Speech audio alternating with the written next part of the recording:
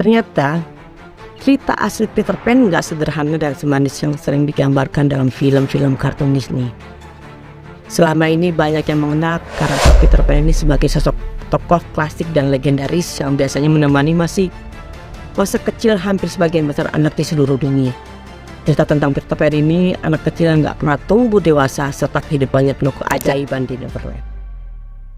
Memang sukses bikin banyak anak-anak bermimpi bisa mengunjungi Neverland. Bahkan mungkin kita waktu zaman kecil pengen jadi Peter Pan yang kerjanya itu cuma bermain-main doang. Gak perlu repot-repot belajar ya. Tapi siapa yang mengira kalau ternyata cerita asli Peter Pan itu gak sederhana dan semanis yang digambarkan dalam film-film kartun Disney. Bahkan sosok Peter Pan digambarkan sebagai sosok yang jahat yang gak segan-segan untuk membunuh. Inilah dari beberapa narasumber dan fakta-faktanya tentang Peter Pan.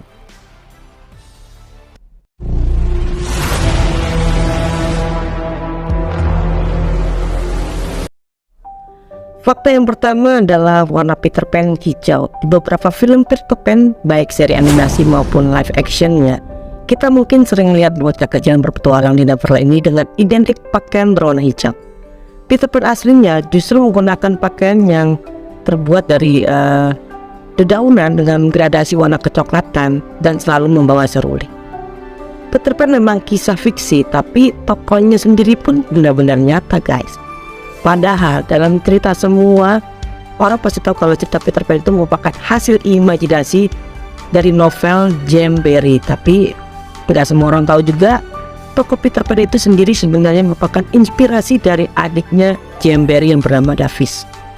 Menurut beberapa sumber, Davis meninggal karena kecelakaan saat bermain ice skating tepat sebelum hari ulang tahunnya yang jatuh ke 14 tahun. David selalu dianggap sebagai a boy who will never grow up, atau anak laki-laki yang tak pernah tumbuh dewasa oleh keluarganya.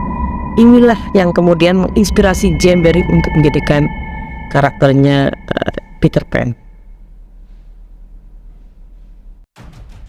Fakta yang ketiga, Peter Pan jadi nama sindrom penyakit. Peter Pan seperti yang disebutkan dalam poin nomor 2 dianggap sebagai anak laki-laki yang gak pernah tumbuh dewasa.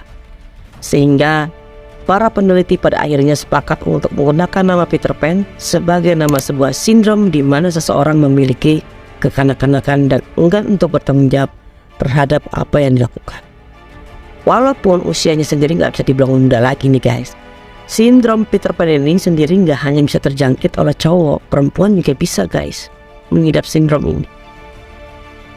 Keempat, Peter Pan tokoh jahat sesungguhnya, bukan Captain Hook.